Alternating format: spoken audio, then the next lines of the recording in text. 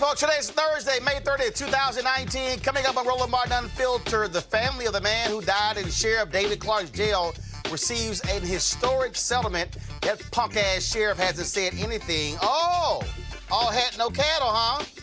Let's see what he got to say now. New evidence that the census was deliberately manipulated by the Donald Trump administration to hurt Democrats, and it's also because of race. We will unpack that thing. Bob Mueller speaks, and Lord, Donald Trump is losing his damn mind.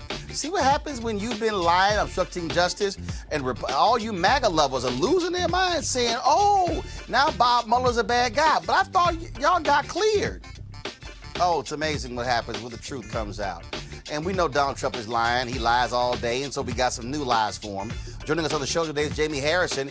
He is a man trying to unseat South Carolina Senator Lindsey Graham, who has decided to suck up to Donald Trump every way possible. Can this brother turn South Carolina blue? Also, we'll talk to Martellus Bennett. First of all, they got the script, former Dallas Cowboy, but y'all know I hate the Dallas Cowboys. He's a former Texas A&M graduate. That's more like it. He's here to motivate black boys. Never put that cowboy stuff in a damn script on the show I got.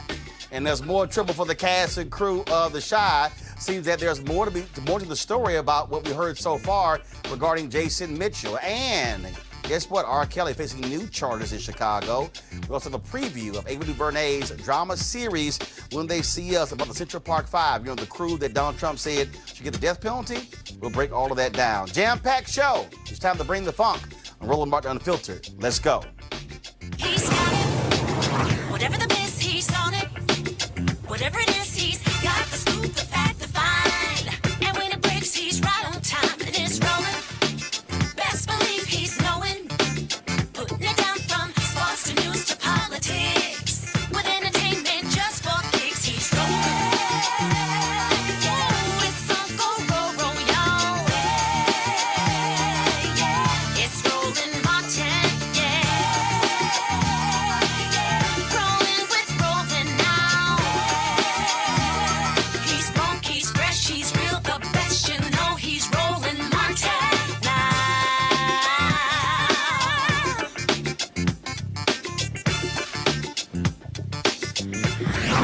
Martin. All right, folks. So the former sheriff in Milwaukee County, David Clarke, has his inaction in his jail has led to the family of Terrell Thomas getting $7 million. Thomas died of dehydration in Sheriff Clarke's jail when he was denied water for 7 days. The family attorney described his death as torture. While in jail, his water turned off because he supposedly flooded another cell by stuffing a mattress in the toilet. Well, the water was never turned back on, and he died a week later. Now, of course, David Clarke is no longer the sheriff there, and, of course, he has nothing to say about this. It's no shock whatsoever. But this also speaks to the kind of treatment that we see in jails across this country. We want to talk about this here with our pal. Joining us right now is a former NFL player, Texas A&M player, Martellus Bennett, Dr. Greg Carr, Chair, Department of Afro-American Studies, Howard University. Also joining us is Teresa Lundy, founder of TML Communications, and, of course, the loudmouth himself, the loudmouth Kappa, A. Scott Bolden, former chair, National Bar Association, Political Action Committee. But there's two alphas here, so we'll keep the little Kappa in order. I want to start. Stop talking. Here's the thing that's crazy about this here. Here you got Sheriff Clarke running his mouth, talking about being a fiscal conservative, loving Donald Trump. And now the Trump people have actually kicked him to the curb. And he's such a whip, he even blocked me on Twitter because he don't want to debate me like the other Fox News people. But this is a guy, he literally kept water from this guy. This guy was over the jail, and he didn't care. He didn't care. This brother died. And, in fact, 4 people died in his jail under his leadership watch. I mean, it's ridiculous. He's shown that he has no regard for human life. He's got a long track record of abuse. Last time I saw David Clarke, he was sitting in the studio when you posted him up in there. He didn't know you were going to call him online in the air. And he just turned around, and at one point, he kind of smiled. He broke character. He knows this is wrong. Fortunately, a court of law also has, enforced that it's wrong. But this just talks, it really speaks to the deep cynicism in the GOP at this point. And they'll use anybody until they won't. Ben Carson's probably next. They're going to kick them both to the curb. Martellus, we got a bunch of other stories of, again, people being beaten, attacked in prison. And there's just this gross disregard for people who are in prison. And unfortunately, too many other people say, oh, they deserve to be there. Who cares? Even though they might be in prison, they're still human beings. Yeah, I think there's a people, when they look at someone for what they did, they don't really think about growth. You think about reform, prison reform, or you think about the ability to change people and how people could change. There's nothing's put in place for grow people as they're in prison. They go there and they're forgotten.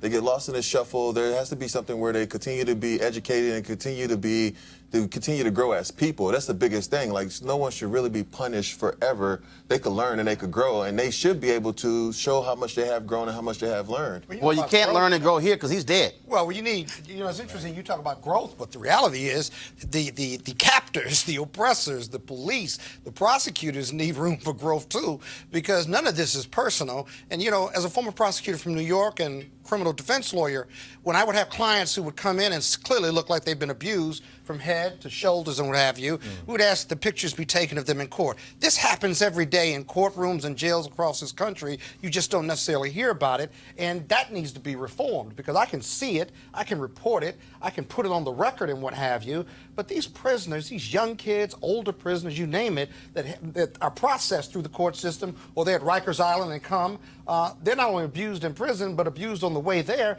and because they're prisoners, because they are accused of having crimes, nobody really cares. And their public defenders are very limited as well. And then the prosecutors, if you care, that's one thing. Most really don't, de facto don't.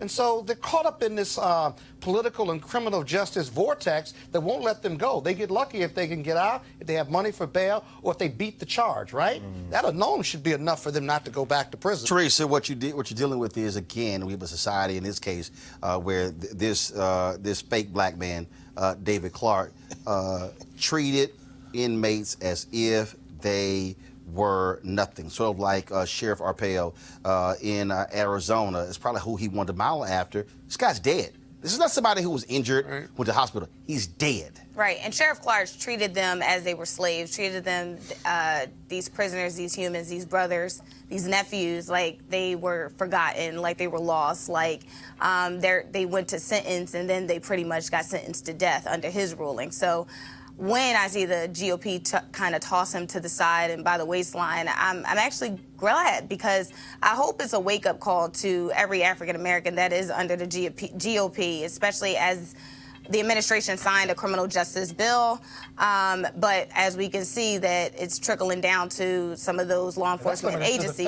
Is absolutely it's not even at the state level, and they're more state prisoners than federal prisoners. And of course, we haven't heard anything from Candace Owens or the other black people who love running their mouths. And you won't, because I think everybody's taking a reevaluation of themselves, especially African Americans who are a part of the. Not them. I mean, they not. No, they're not. I'm no, they're not. Because they're Teresa, silent. no, they're not. No, they're not. We don't know what they're silent because they don't want to speak to this issue because it speaks to their gross negligence. And also, it also shows all these fake-ass conservatives who care about tax dollars. That's $7 million of taxpayer money. Yeah. See, they love talking about fiscal conservatism, but they don't care when Chicago spends $500 million on police settlements. They don't care when New York City spends almost $1 billion on police settlements. We can go on and on and on. Right. They don't care about any of that because, again, and they also don't care because they're also these fake-ass pro-lifers.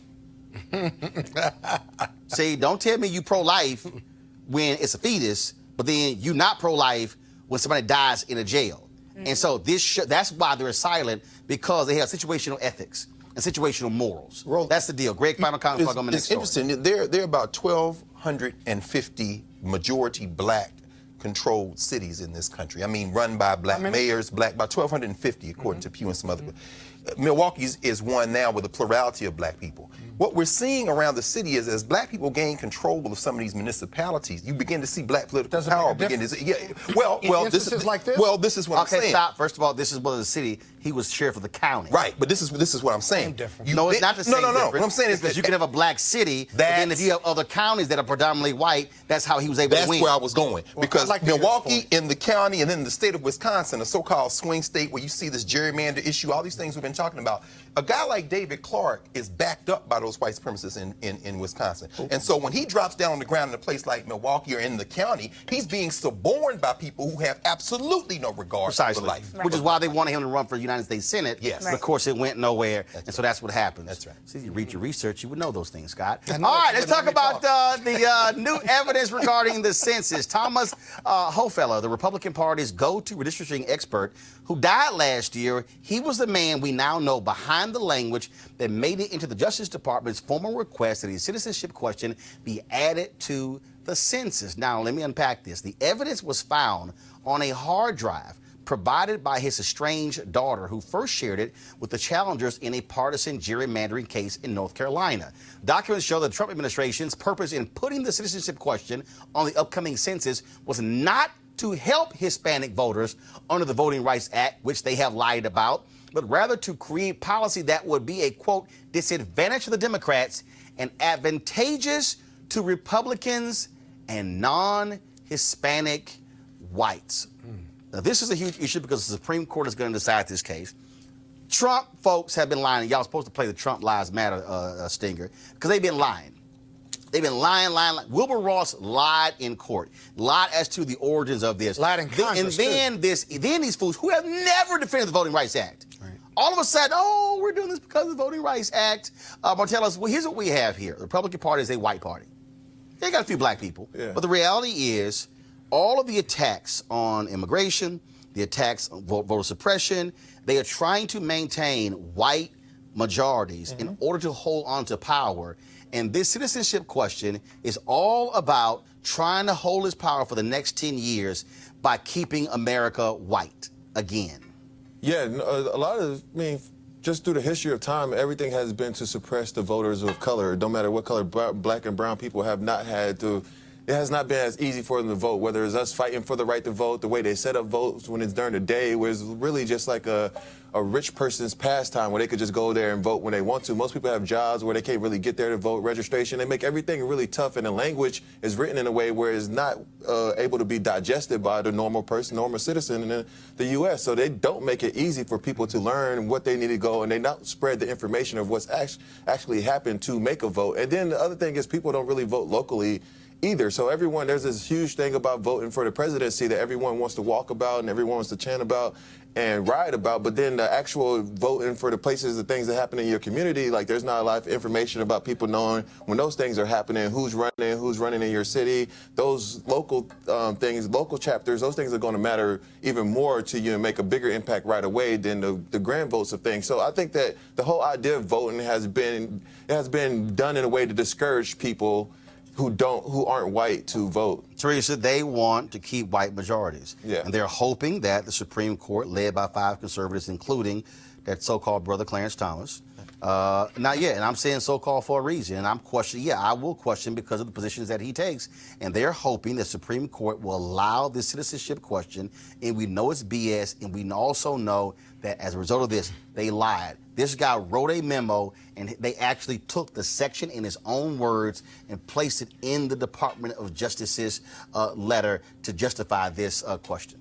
And so what I really hope that, kind of going back to his point, as in local municipalities actually try to do something, because we have some of those questions even on local elections during the primaries, is those local charter questions that are happening that really affect those individuals. Now, I know like in Philadelphia, we just had something that had to relate to the school district's budget. And so even with that, I think, and a lot of people just, didn't even understand the question. There was no history. There was no resources available to even find out the question, especially for the most impoverished city. And so I think, when we're starting to look at a national scale with some of these questions and Supreme Court statements, people just aren't having a better understanding, nor is it being explained. So, well, first of all, in this case here, this is not a question in terms of a ballot initiative. What this is about is challenging the citizenship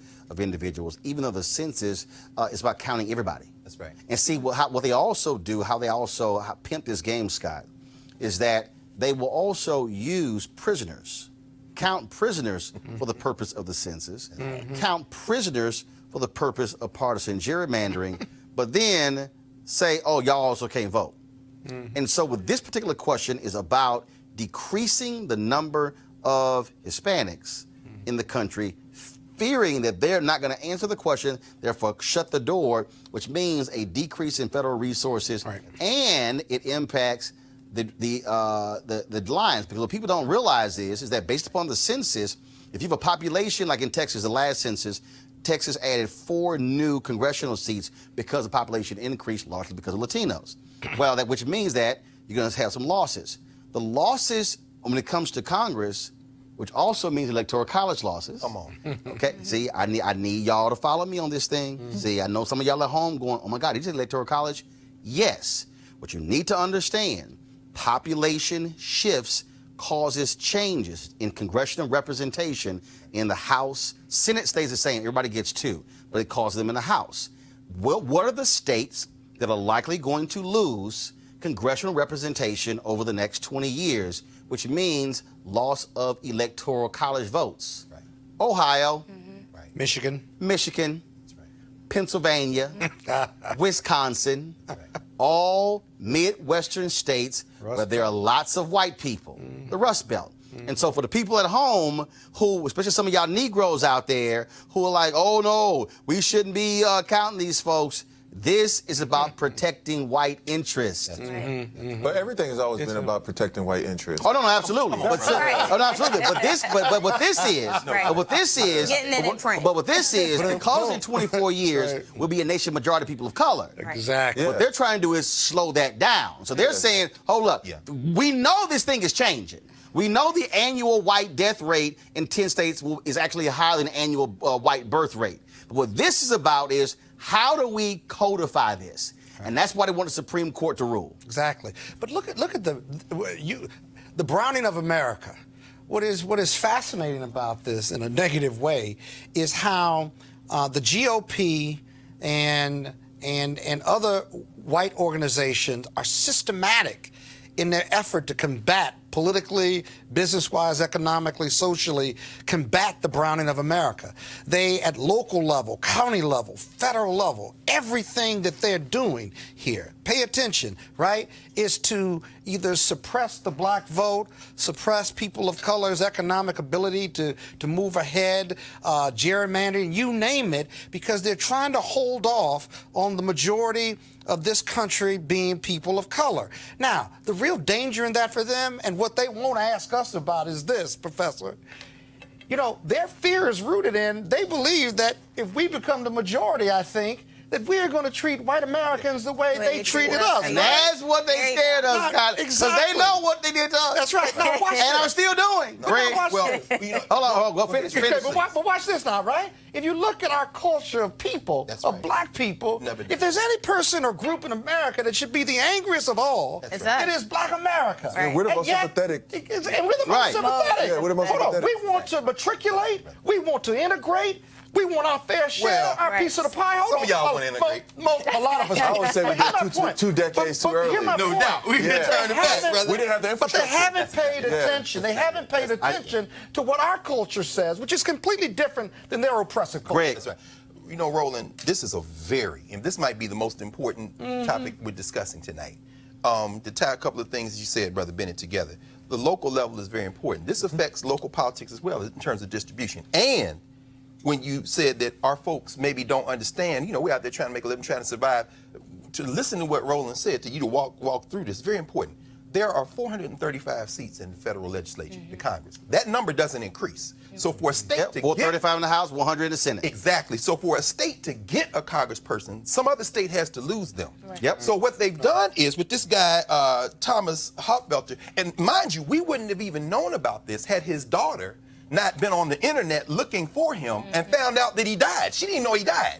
She was Because they were estranged. estranged. That's exactly right. So then she reaches out to her mother and to look through for family photographs and stuff. She discovers all these hard drives and then reaches out to this nonprofit to say, I'm looking for a lawyer that's not connected to my father because I'm trying to get this probate stuff done. And then she says, but I did run across these things that might be interesting. And here's where it gets very interesting. This New York billionaire, Paul Singer, he was the one that paid for the memo that this guy wrote, because the question was, and here was the question, how can we increase our strength in the Republican Party? That's when this guy writes a memo and says, you've got to reduce, in the sense, we got to be able to reduce the number. And to reduce the number of people who we don't want voting, you should move from counting just bodies, people who live in these states, and go to counting, this is their strategy, voting age citizens. That's what they want to move to.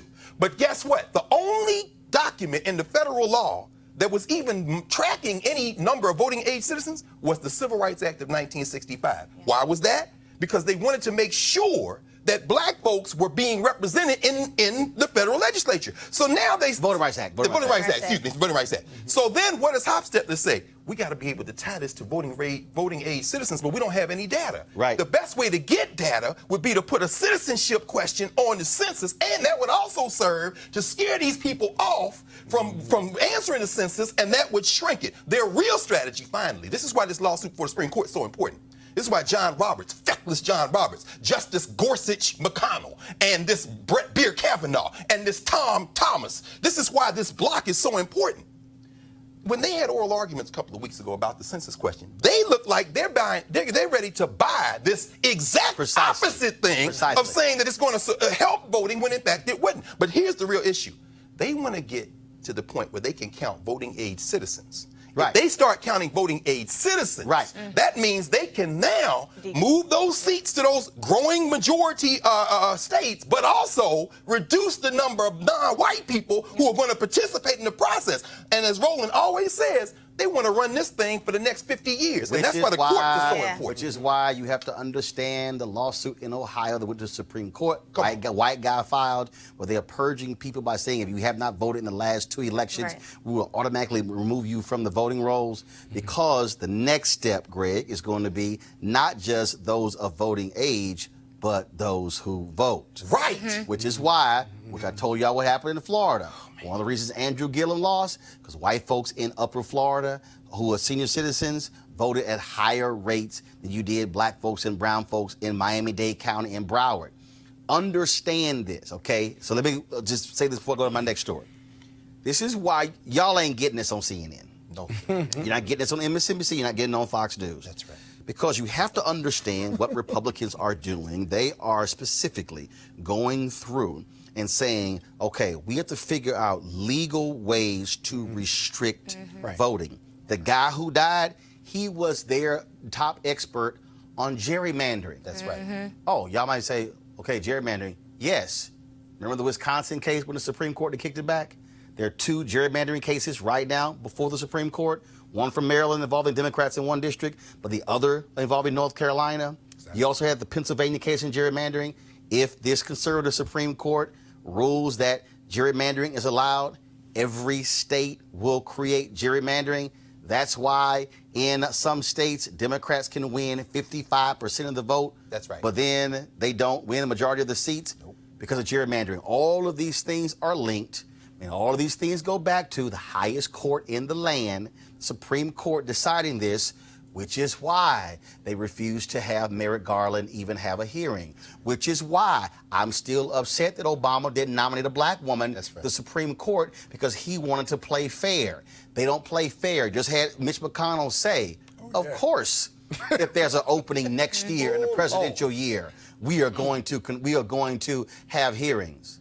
But he said something differently in 2016. Y'all need to understand, all you Negroes out there who are saying elections don't matter, these things no big deal.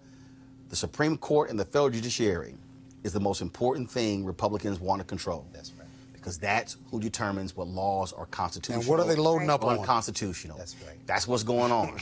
And so that's why Democrats, y'all better be running strong folks for the United States Senate next year, because if you do not take control of the U.S. Senate, the Republicans will control those seats. The only thing is if Republicans maintain control of the Senate and the Democrat is the president is going to be actually making the appointments for the federal bench, then you're going to have the fight. All these things are connected, so you better understand what's going on. That's right. Speaking of that, Bob Mueller, of course, has ticked off Donald Trump and his people when he came out yesterday and spoke about his report. Now, he didn't say anything new, but this is what actually changed the game. By him speaking and by him countering what Barr said, the Attorney General, he has forced the conversation back to the report, the one that people didn't read. Press play. Now, I have not spoken publicly during our investigation. I'm speaking out today because our investigation is complete. The Attorney General has made the report on our investigation largely public. We are formally closing the special counsel's office, and as well, I'm resigning from the Department of Justice to return to private life. And as set forth in the report, after that investigation, if we had had confidence that the president clearly did not commit a crime, we would have said so. We did not, however, make a determination as to whether the president did commit a crime. It explains that under long-standing department policy, a president cannot be charged with a federal crime while he is in office. That is unconstitutional. Even if the charge is kept under seal and hidden from public view, that too is prohibited. The special counsel's office is part of the Department of Justice, and by regulation, it was bound by that department policy. Charging the president with a crime was therefore not an option we could consider. All right, I got to deal with this, y'all. Okay, I got to, because this is really like pissing me off. It's really ticking me off. I'm sorry. At last I checked, I've read the Constitution. There is nothing. There's nowhere in the United States Constitution that says a president cannot be indicted. Nowhere. You can't find it. What he's talking about, Scott, is a memo that was written by the Nixon Department of Justice in order to ensure Nixon didn't get indicted. Come on. And all of these people are acting as if this is like manna from heaven, like God told Moses, here are the 2 tablets, and you can't indict the president. It's a bullshit memo. Right. I wish we had it for some Written by Nixon. Nixon supporters. Well, remember who ended up the Attorney General in that Nixon Justice Which one he fired to? No, I'm talking about the one who said he would do whatever Nixon wanted. Robert Bork. No. William Rehnquist went over there, and Bork was over there, and John Roberts clerk for William Rehnquist. You see, these people think generationally, but let's think about this for a second. It's very important what you just raised. Mueller believes in America to a fault. I think what Mueller is saying, basically what he's maybe afraid of is, if he indicts the president of the United States, now you've thrown this country into chaos. He don't want to set no precedent. It's already in chaos. Well, but it's already but what I'm saying is, But here's my problem with that. You know what I'm saying? But here's my problem with that, and that's what that nonsense Nancy Pelosi is saying. Yeah. Right. But the Constitution clearly lays out high crimes and misdemeanors. Yes. The Constitution has created a provision that a president can be removed. Right. And my problem is these people in D.C. have walking around like, oh, no, you can't touch the president. I mean, and that's why when Trump came in, he was like, oh, hell, I can do what I want to do. Yeah, but it's a the reason the memo lives, remember, it lives in DOJ. It's never been challenged. And so it ought to be challenged. It should be put in the shredder. It's policy. It's not law. Okay? So one, that's never been challenged. 2, they extrapolate other parts of the Constitution and say that impeachment, which is a political process, is what you do with the president, and if it's a federal crime, because they say high crimes and misdemeanors. Now, that may be true, but no one is above the law. And the reason that is unsettling is because if Donald Trump shot somebody or set somebody on fire on the lawn like that gentleman did yesterday, and we all observed it on video, are you saying that the president couldn't be charged? Yes. No. If Mueller is absolutely right about this, and I think he punted because he could have challenged all of this, if he's right, then there is one person above the law. And impeachment isn't a crime. Impeachment means you get removed from office. But that begs the question, well, what if I do commit a crime? I can just walk away. Well, that's nonsense. Or do I have to be charged by the state if I kill somebody while I'm in office? And this is the thing that, Martellus, is driving me crazy. It's because literally what they are saying is that, yes, everybody in America, except the president, can get charged. And that's what you're left with. Spirity Agnew was vice president under Nixon. That's true. Got charged. Tax evasion. Had to resign. At the state level, though. Yeah, but no, I got you. But he's the vice president. Yep. Right. They are making the argument that, oh, no, president is just totally untouchable and can do what the hell he wants, because the logic was he would be too busy being president if he got charged.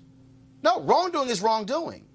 Yeah, I think the other thing now that changes too is I think we're in a display culture, so everyone worries about how things look and not how things are, you know, so I feel like they feel like it's a reflection on America, how it's look, because now more people can see what's going on in America, so they feel like, hey, if we do this, then Russia sees us, this place sees us, everyone can see that we're in turmoil right now, so I think they kind of move from a point, but I don't think there are any moral victories in politics.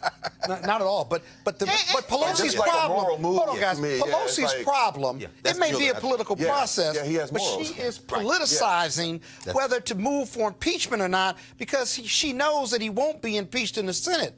But there's a moral, political, and legal obligation, constitutional obligation for the Democrats in the House to do their job. Mueller almost put that. Mueller put that back on the Congress. He said there's he an did. alternative piece. But by the way, he could have gone further and said, but for this memo, I would have charged, or he could have been charged with obstruction. Sure. Because then that would have added more pressure. He decided to punt on that, but even he didn't come strong enough. He said obstruction. He gave you 10 examples, and he said, now Congress, go do your thing. But here's what's and now you Nobody got wants to be House the not first doing one. it. But Teresa, here's what's interesting. Right. The That's Ken right. Starr. That's right. Ken Starr was an independent investigator. He had a memo. And his memo, here we go to my iPad. This is from a July 22nd, 2017 story in the New York Times. The 56-page memo, locked in the National Archives for nearly 2 decades and obtained by the New York Times under the Freedom of Information Act, says this, quote, it is proper, constitutional, and legal for a federal grand jury to indict a sitting president for serious criminal acts that are not part of and are contrary to the president's official duties. In this country, no one, even President Clinton, is above the law. Right. My problem is, Mueller gets up there and says, "Oh well, this memo from 1973. This is it. This is DOJ. This also is a memo." And the problem here is that impeachment is not supposed to be nice. Right. Impeachment, Or easy. Impeachment should tear apart the country It should be because uncomfortable. it is the highest. To say that we are going to initiate impeachment proceedings against the president of the United States, and then to listen to Democrats. And I hear Pelosi, but here's this whole problem I have. Well, there's no sense in us doing this because the Senate is controlled by Republicans, and so therefore, they're never going to convict him. Richard Nixon was never impeached by the House. There were impeachment hearings. The hearings were so destructive that they said, player, Howard Baker, the long walk up the driveway. Mr. President, it's time for your ass to go. Because if this continues, we will be forced to vote to impeach you.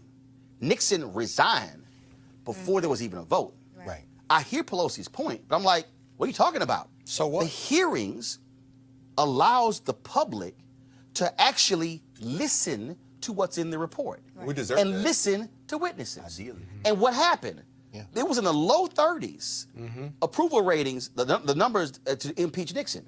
By the time they got through those hearings, it was above 50+% because the public was like, he did what?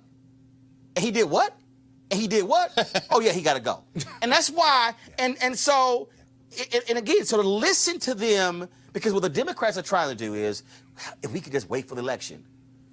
That's what Obama did in 2016.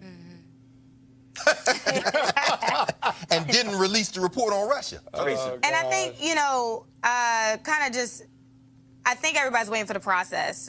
And I don't think How do you wait for the process when you There- are the process? you are Or the you process, drive but the nobody process. wants to be the first one to start that process. But Mueller is why holding not? back. But here's the Pelosi's holding problem. back. When you were sworn in, Right. you were sworn to protect and uphold the Constitution from enemies foreign and domestic. As Elizabeth Warren said on The View, I was sworn in to uphold the Constitution. Not Democrat, not Republican, not Trump, not Obama, the Constitution. And that's why you have Representative Amash, Republican from Michigan, who's taking heat by saying, I'm sorry, I read the report.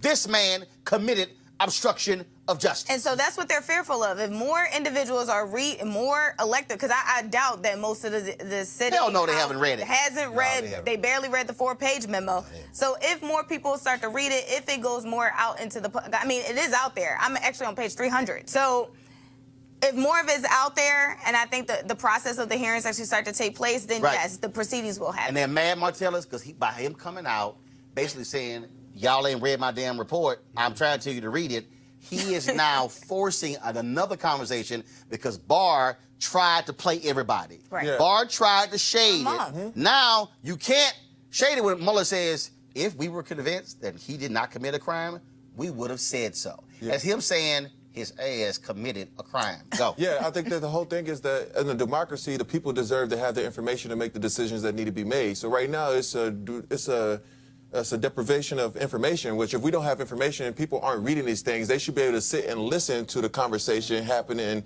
in real time. So therefore, they can make, the people as a large can make the decision that needs to be made. But now by not going to hearing, by not charging them, we don't get a chance to have access to information in a digestible way for the majority of the population to be able to understand what's happening. Because not too many people don't even read books. So you can't expect them to pick up the Mueller report and go read that and really... They'll watch TV. Well, You can get first of all, let me They'll watch the hearings. Right, precisely. That's the key. Henry, go to my iPad real quick. Shout out to LaToya Alta.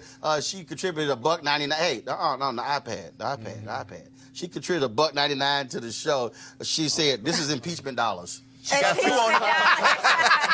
No, I put 2 on it. And so if y'all can give to the show on the YouTube channel, so y'all can do that. Money for your fan club because of the impeachment. What you keep saying, Roland, what you keep saying, by explaining these things in ways people can grasp them now. And then, Teresa, I'm glad you said that, because when you begin to read the report, which is for sale for dirt cheap all over the country, you can get it online, right? For free. You can get PDF, right? What you read is what he has done. But, I mean, again, Marcel, I think the point you're raising, brother, our people are not reading. People in this country are not reading. And so what Pelosi realizes is this electorate is the people going to back Trump are going to back Trump. Now, check this out, y'all. Of course, Donald Trump was tweeting today. You know, he was lying as usual.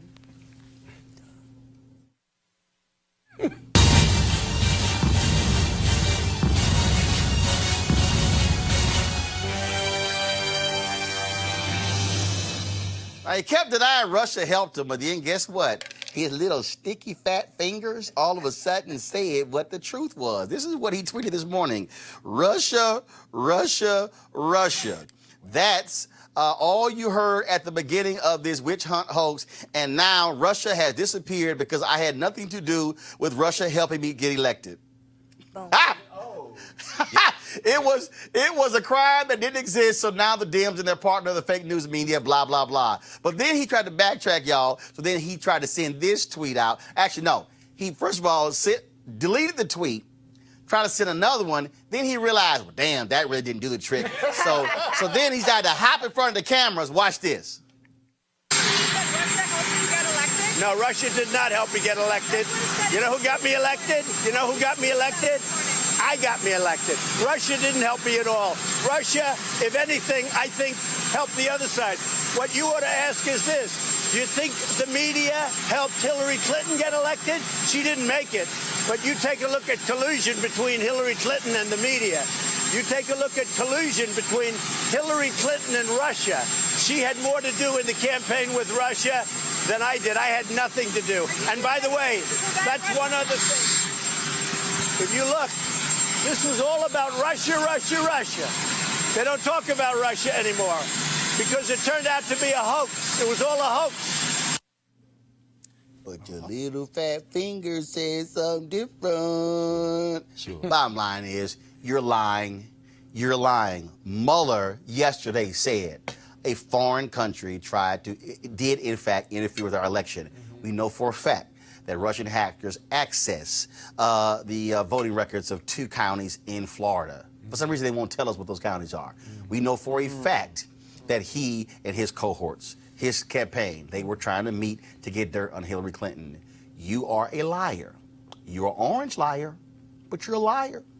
And they're going to accept it. That's why every time he lies, y'all, we will use hashtag Trump Lies Matter. Now, speaking of lying, there's nobody who has lied more to help Donald Trump than Senator Lindsey Graham of South Carolina. In fact, he has absolutely embarrassed himself. He should never call himself a friend of Senator John McCain again, because what he has done to suck up to Donald Trump is actually shocking, stunning, and pretty pathetic.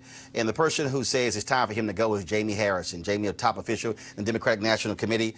He joins us right now. He announced that he is running for the United States Senate in South Carolina. Jaime, you got an uphill battle, of course. You're in a red state. A lot of black folks, but you still got a lot of white folks who wave their Confederate flags. Lindsey Graham, of course, has been reelected several different times. What will it take for you to beat Lindsey Graham in South Carolina? Yeah, you know, Roland, I tell people this whole red state, blue state stuff is an excuse. I mean, think about Maryland, think about Massachusetts, think about Maine. Those are quote unquote blue states, but what do they have in common? They have Republican governors. So the Republicans don't cede anything to us, so why the hell should we cede anything to them? We are going to fight, and we're going to give Lindsey Graham the fight of his life because we're going to start talking to the people. You know, we can spend all day talking about Lindsey, but it's, you know, Lindsey is just part of the problem. These people in South Carolina are going through something on a day-to-day basis. I was just in Denmark, South Carolina this weekend, handing out just bottles, hundreds of bottles of water to people because the government, the local town, had been putting chemicals in the water for 10 years. Chemicals that the EPA said that they shouldn't have put in there. And so do you think Lindsey stepped into that town? Did he make a phone call? Did he go there? It's a predominantly African-American little town. He didn't. He didn't lift a finger. So these folks need someone who will go in and fight for them. And that's what I want to do. That's who I am. That's what I've done my entire life. And that's what I'll do as the United States Senator. You also have a guy. You also have a guy right now who we have video of him talking about impeachment, talking about high crimes and misdemeanors. Now he's saying that Democrats led a rectal exam of Donald Trump and that Mueller should move on, and so should we. I mean, did he kind of forget what he had to say? Does he have dementia? Does he have Alzheimer's? Well, Roland, I don't know if you've seen my video. We kind of highlight some of the back and forth between what I call Lindsey 1.0 and Lindsey 2.0. You know, and the Lindsey 2.0 is in essence a overpaid a golf caddy. I mean, this is a guy who will say any and everything because he believes that he needs to touch the emperor's robe in order to have power. The sad part is that he doesn't use any of that power to benefit the people of South Carolina. Again, it's going to be a huge race. You got to raise a lot of money. You got to go across that particular state. I'll ask you this. I asked Bernie Sanders a question. This is the last question. Are you going to go look broke white folks in the eye in South Carolina and say, your education is bad, your health care is bad? Why are you going to vote for a guy who wants to get rid of the very health care that's actually saving your life? Yeah, I am. And you know what I'm going to do, Roland? So in South Carolina, 4 rural hospitals have closed. And it's because the Republicans refuse to allow Medicaid expansion.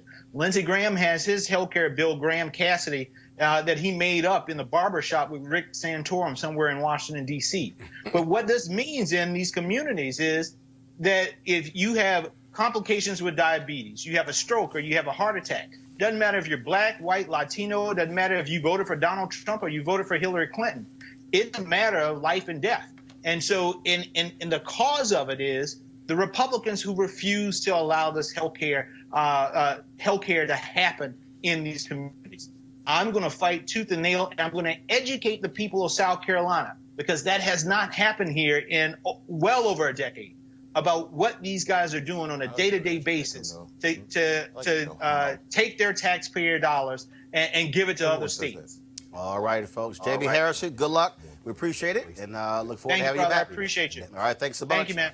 All right, folks, got to go to a break right now. We come back at Roland Martin Unfiltered. We'll talk with Martellus about his new book. All of that, Roland Martin Unfiltered. Back in a moment.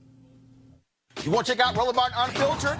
YouTube.com/Roland S. Martin. And subscribe to our YouTube channel. There's only one daily digital show out here that keeps it black and keep it real. It's Roland Martin Unfiltered. See that name right there?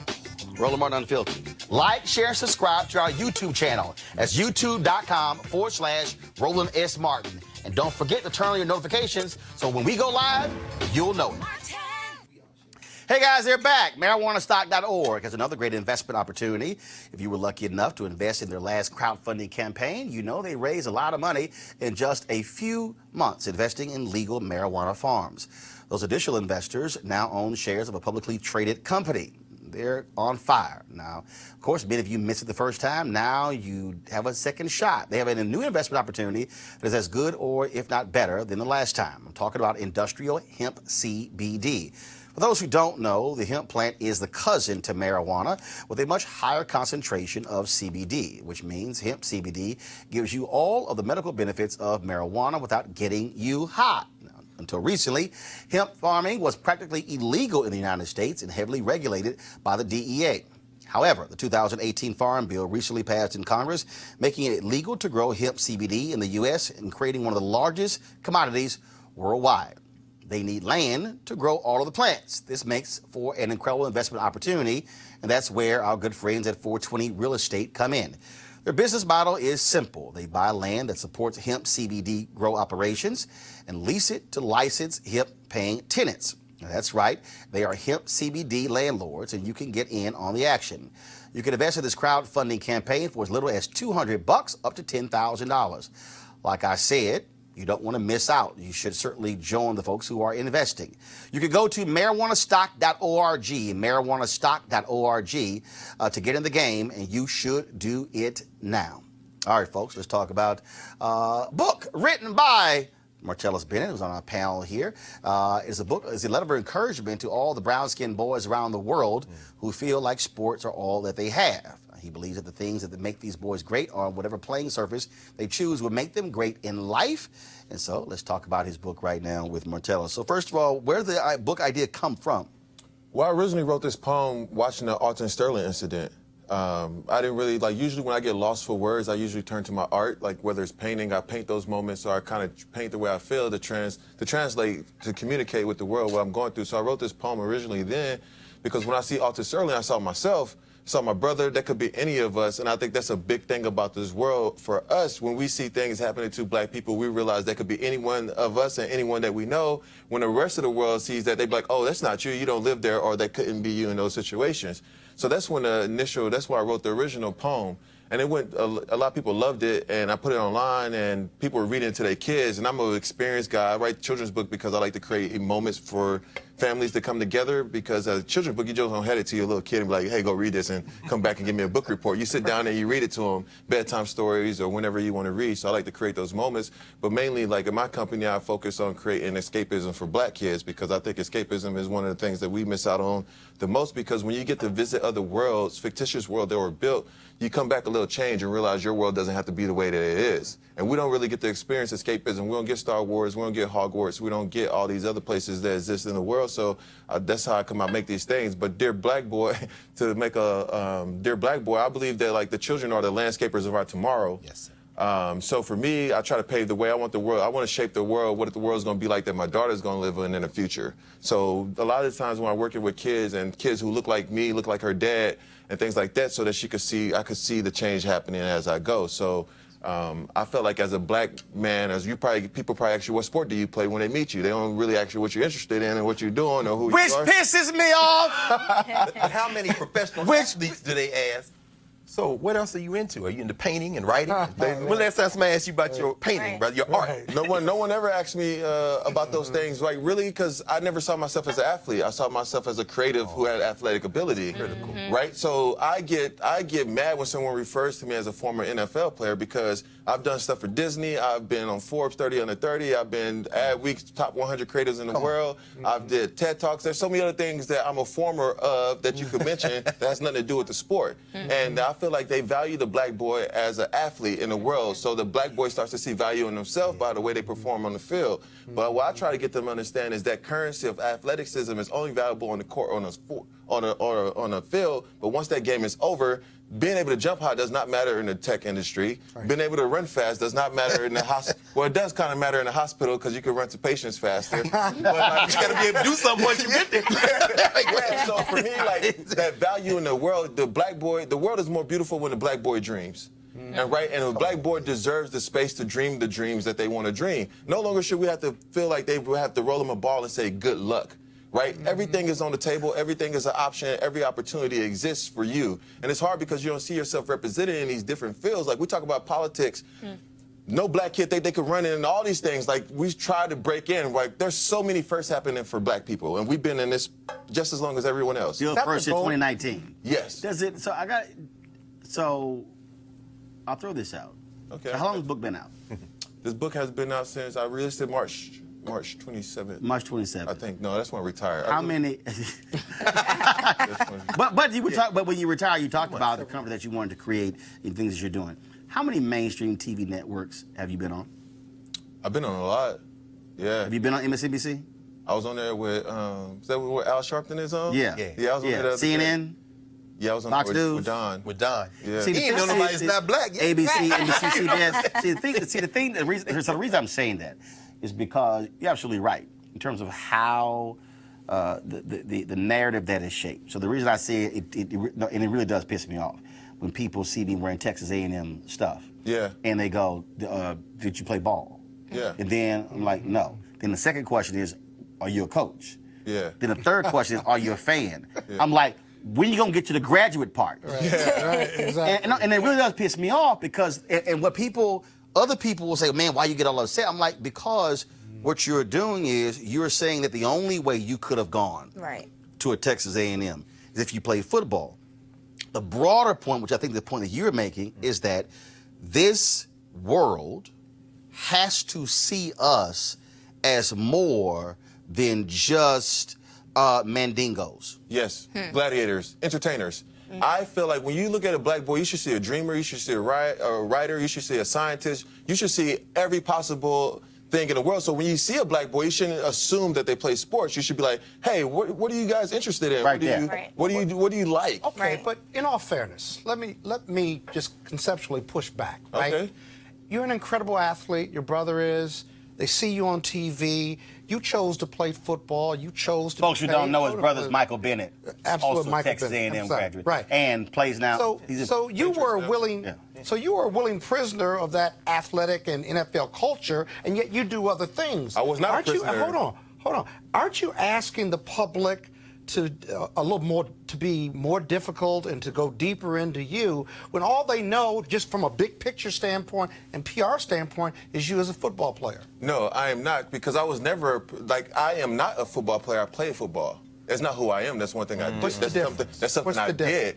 But it's a whole identity thing. Like when they tie my identity to a sport, I have issue with it because that's not who I am. That's something I did. And when they tie your identity, but that's how they no. But wait. That's how the fans know you. But here's the thing. Well, they know you as a football player. But I give them so many other opportunities to introduce them to other things that I do in the world. I have been creating and making things. Someone had to teach me how to play sports. No one had to teach me how to make things. Interesting. Right? So, like, for me, what I'm saying is, it's not playing sports is not a bad thing. It was my side hustle. But that's where your most exposure is. It's my side hustle. They're not exposure. No. Go unpack that. Talents aren't as exposed. Yeah, so football. So let me tell you. So football was my side hustle. Okay. Right. I used it as an opportunity to get to where I wanted to build. Come on. Right. So the fact is that I was never really a football player. I'm not a football guy. It's something I had to do to get to where I wanted to be. I understood that from the get-go. Right. So when I wanted to go to school, what I want to do, I used it. The problem is most kids don't use the sport. The sport uses them. So therefore, they get nothing out the sport. And there's a form of PTSD that happens when guys retire from the NFL or whatever sport they is because they lost their identity when their parents signed a waiver for them to play in Pee Wee football. So the whole thing of what I'm telling is grooming full human beings who are more than just athletes because that's just something that they do. But if I agree, but what it also does with you. Hold on one second. I agree with all of that, right? But at the same time, isn't it unfair to criticize others who see you as an athlete and an NFL football player because that's their greatest exposure? But that's what you're known for. The problem is they would assume I played in the NFL even if I didn't play in the NFL. Boom. Because I'm 6'7" black. Boom. Right? There you go. No, he's not. No, he's not. I was waiting for that. No. Hey, Roland, watch this. Scott, just because nobody ever asked you did you play ball, don't mean that they don't ask the rest. No, they don't. No, they don't. Hell no. But look, no. But this is my agent. But look, this is They asked you if your ass was a trainer. They ain't asked you if you were a damn player. Right. But let me say this to you, brother, because I think it's very important for us to understand. What you're doing now is finding your way into inventing something that we didn't need before this generation. This is really a result, we're talking about, Scott, of the post-desegregation era.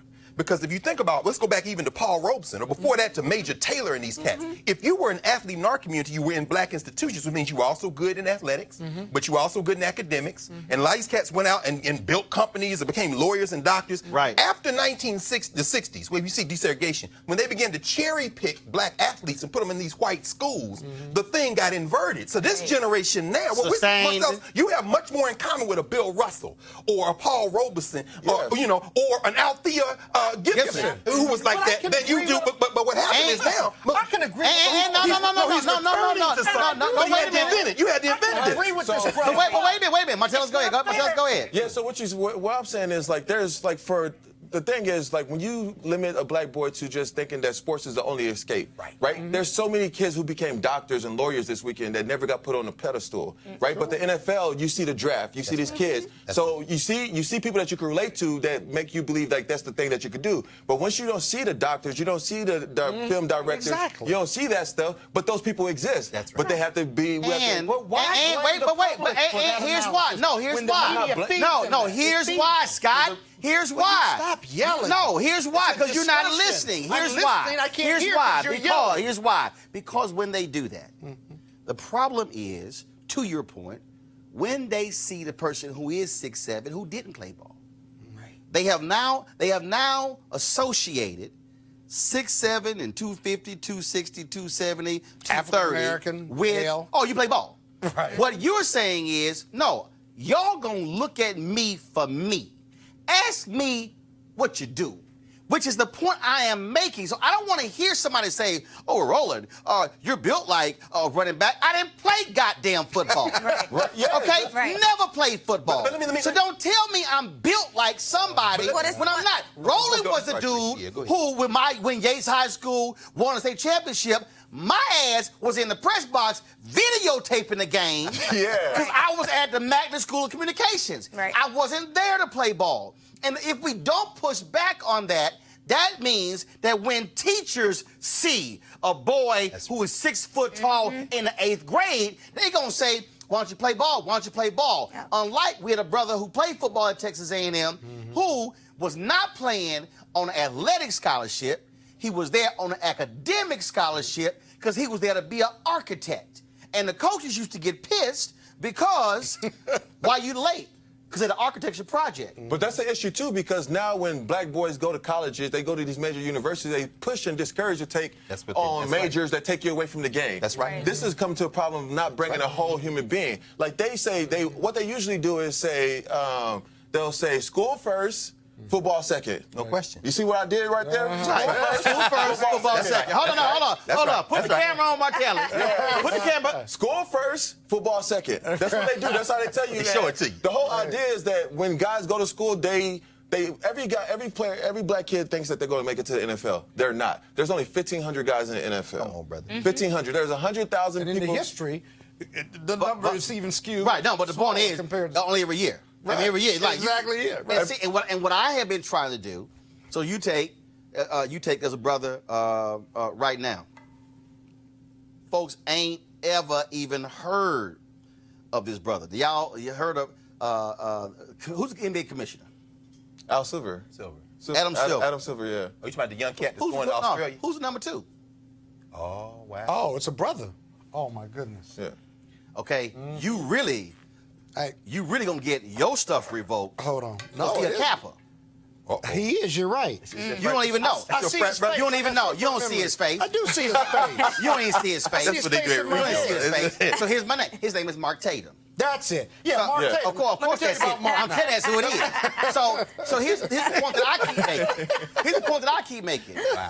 Brothers, if y'all want to be in the NBA, be Mark Tatum.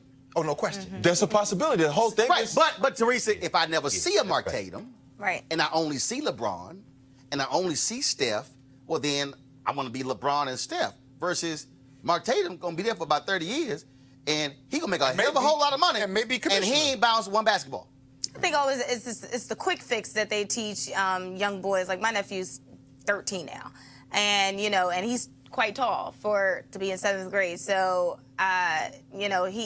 he goes to all white school, and mostly they was like, hey, you should probably go play basketball or football, right? And the guy gets Both. And he gets straight A's.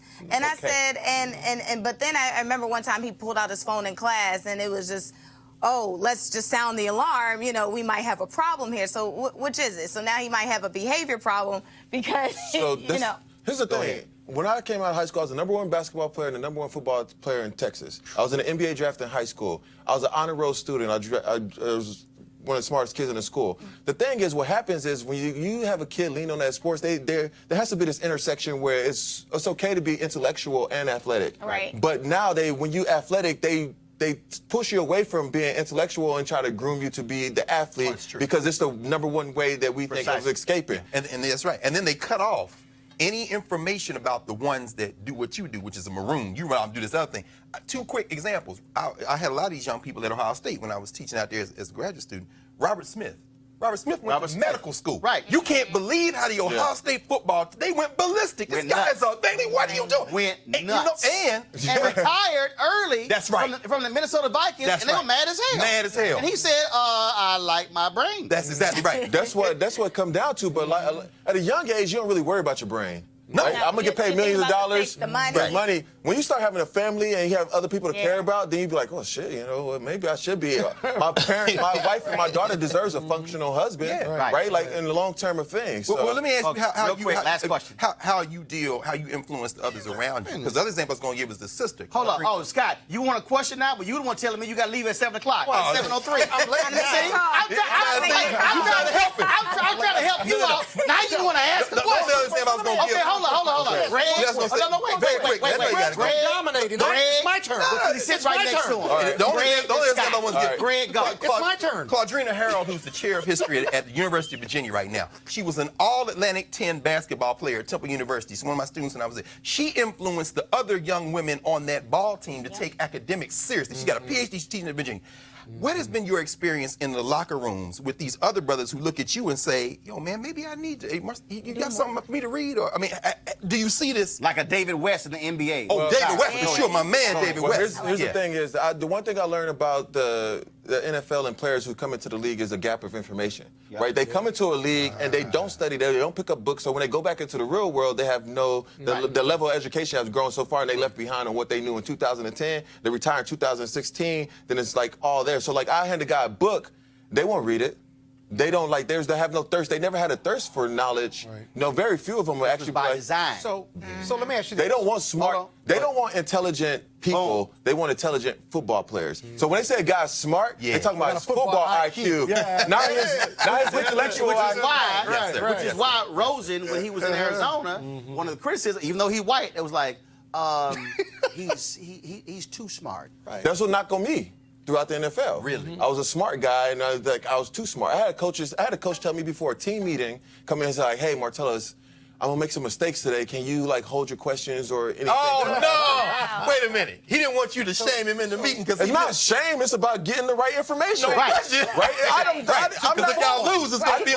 I don't think about it in a way of combating and having a rebuttal. It's like, no, coach. I'm a note taker, and I learned to be a note taker because I was playing for the New York Giants, and our offensive coordinator was Kevin Gilbride, and he used to chew your ass out if you mess up, right? So we had this one play, and Eli threw a lot of interceptions because he had to make these routes, right? But there was a play where we couldn't run a post against a quarters defense, whatever. I'm just getting a little deep, but because Hakeem Nicks was running a post on the backside. So in the meeting, he starts cursing at me, and he's yelling. So I'm going through my notebook. I go back to June 3rd. This was September. Brother. So he's going on to something else. I'm flipping through my notebook. I get to June 3rd, and I'm like, hey, yo, coach, on June 3rd, you said we do not run a post if we have a post on the backside by the ex-receiver, and it's right here, and then he turned red. And Eli turned back to me. Eli was like this. My coach was like, hey, you got him. So I always like the information because I can perform the way I'm supposed to perform, and they'll throw shit on you when it's the rules that they taught you. Martellus, real quick question. Okay.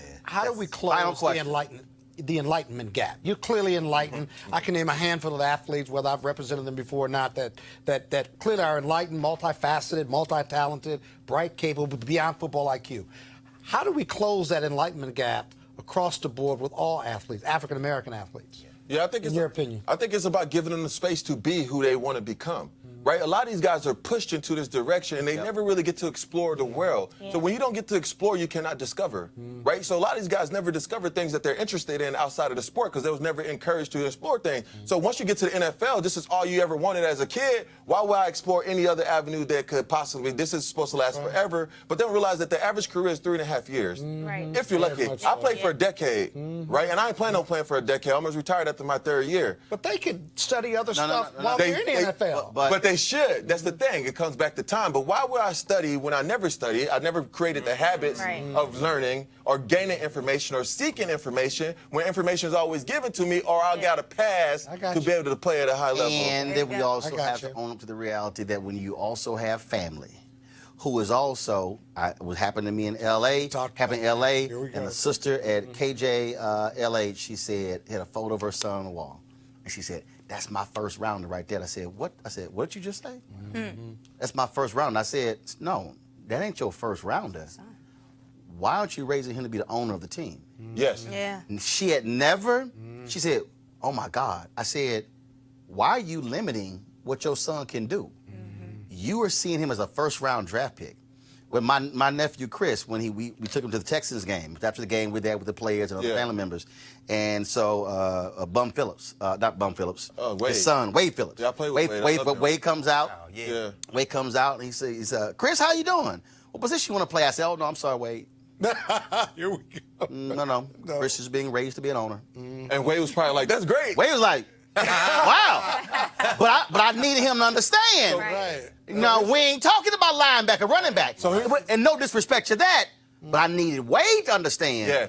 Here's the thing, though. This is what I like to call a social currency. Right? In our community, if a kid that has a great jump shot walks into the barbershop, we celebrate him. Great point. We put him up. If a kid who walks in as an honor roll student, they be like, oh, they'll come in like, that's the first round, he's going to be great. They don't come in with a kid who's an intellectual and be like, he's going to change the world. Come on, brother. He's going to start the next big tech company. They never encourage that way. Right. But the athlete walks in, everyone's like, great game. Everyone shows up to support his game. No one goes to their spelling bees. No one goes to see the black kid that's doing the science fair, that's building the next tech robot or doing these things. So if you don't feel encouraged or empowered by your community, why would I stay in that field when my community celebrates this? Because every kid wants to be celebrated, and every kid deserves to be celebrated for what their genius is. Some kids are geniuses on the field.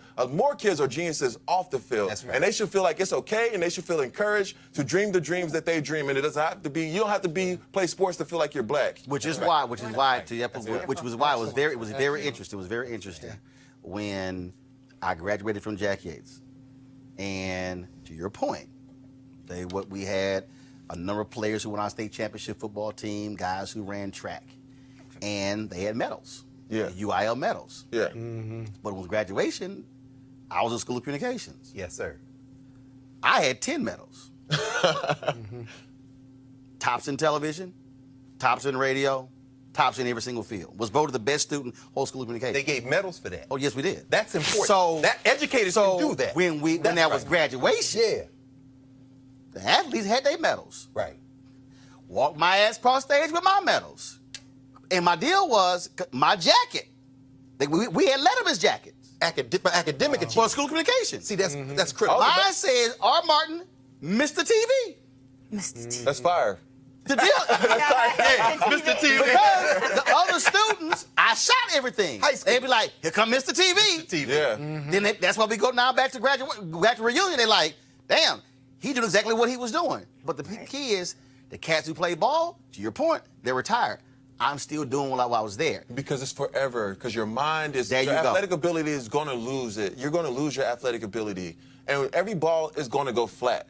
But your life does not have to flatline when that ball goes flat. You dropped about 5 phrases. That's why I want all of y'all.